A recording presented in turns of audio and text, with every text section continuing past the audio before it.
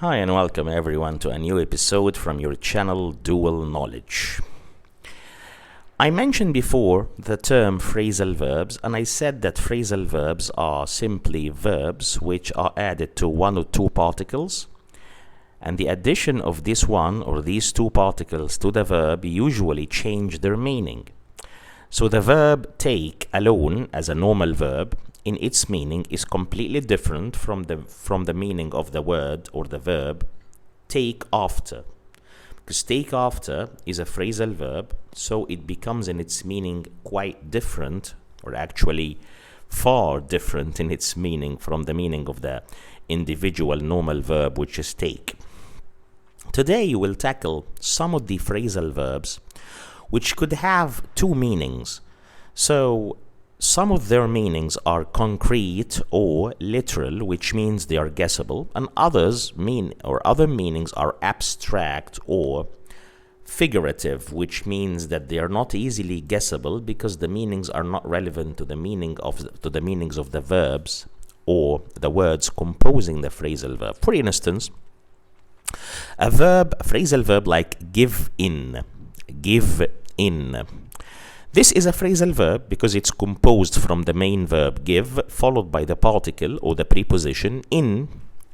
Give in its literal abstract meaning means hand in, submit, like an assignment, like a project, like a piece of homework. There is a deadline and you give in your assignment or you hand it in by that deadline before it. For example, you say, I gave my essay in yesterday. I gave my essay in yesterday, which means I handed it in yesterday. I gave it to the teacher or to the professor or to the lecturer yesterday. But the other meaning for the phrasal verb given, which is not literal, it's more abstract, is to surrender or is to agree to something that you had refused before. For example, her parents finally gave in. Her parents finally gave in and let her go to the party.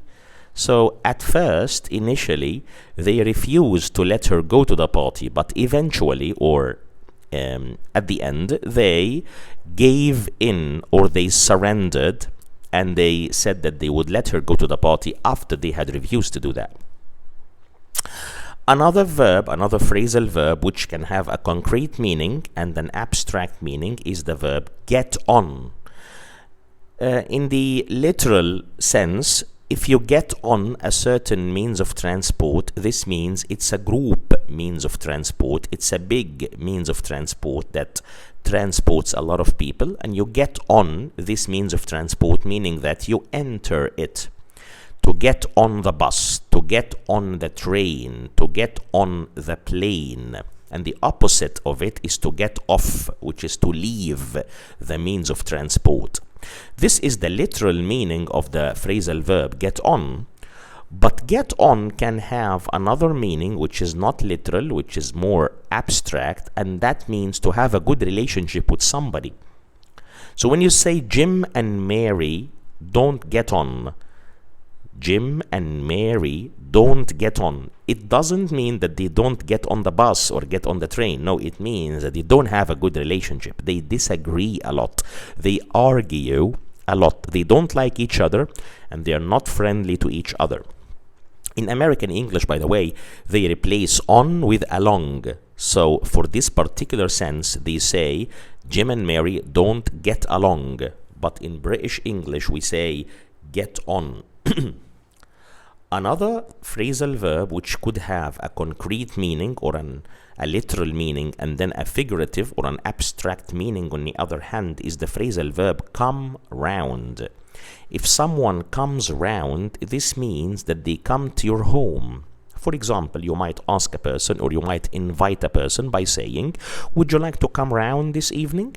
Would you like to come round this evening? Would you like to visit me at home tonight or this evening? That's the literal meaning of come round or the concrete meaning of come round. But The other meaning of come round is to become conscious again after fainting. So if someone loses their consciousness for a certain period of time, for a while, for a short time, and then they come back, or they restore or regain their consciousness, we say that they have come round. So, example to highlight it: he was unconscious for 3 hours. He was unconscious for 3 hours, but he came round in hospital. But he came round in hospital, which means that he became conscious again and he restored his consciousness at hospital. Phrasal verbs usually have synonyms which are not phrasal. So you can have a phrasal verb which is composed of a main verb plus 1 or 2 particles, and most of the time there will be 1 or more synonyms to that phrasal verb, and these synonymous verbs are not phrasal. Usually the single word verb is more formal than the phrasal verb. So usually phrasal verbs are less formal than the single form verb, or the single word verb. For example, we have the phrasal verb put off. Put off means to delay something or to postpone something. They are synonyms, they have the same meaning. So less formally, you would say, let's put off the meeting until Friday. Let's put off the meeting until Friday. Formally, you would say, let's postpone the meeting until Friday, which is more formal because we are using here a verb that consists of a single word, postpone. Another pair of verbs which are synonymous to each other, one of them is phrasal and the other is not, are take off and remove. Take off means that you remove a certain piece of clothing, a certain garment, something that you're wearing. So I might say in a less formal context, please take off your shoes when you enter the temple. Please take off your shoes when you enter the temple. That's less formal because we're using the phrasal verb virgin. But if you resort to the single word verb, which is not phrasal, the normal verb, we say, please remove your shoes when you enter the temple. Please remove your shoes when you enter the temple. The last pair, which I'm going to finalize my session today with, is turn up and arrive. Turn up is the phrasal verb consisting of the main verb turn and the particle up.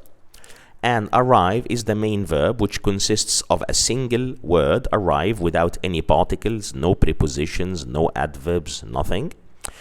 And as we can see, the phrasal verb virgin, which is turn up, is less formal than the single word verb, which is arrive.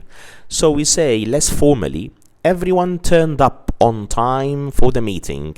Everyone turned up on time for the meeting, which means everyone arrived on time for the meeting. But if you choose to say arrived, this means that you turn to the more formal option because the context necessitates that. But in more casual everyday situations, we resort to the less formal virgin, which is the phrasal verb, and that's why we see native speakers in their daily lives, they use a lot of phrasal verbs because phrasal verbs are very casual, very fun to use.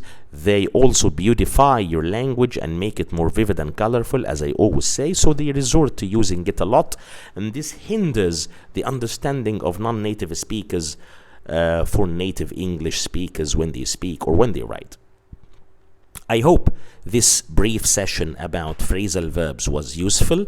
We could see how phrasal verbs have synonyms from single word verbs. We could see that phrasal verbs are usually less formal than their single word counterparts. We also saw that many phrasal verbs have usually two meanings. One of them is abstract or figurative or not literal. You cannot guess easily from the words composing up the phrasal verb.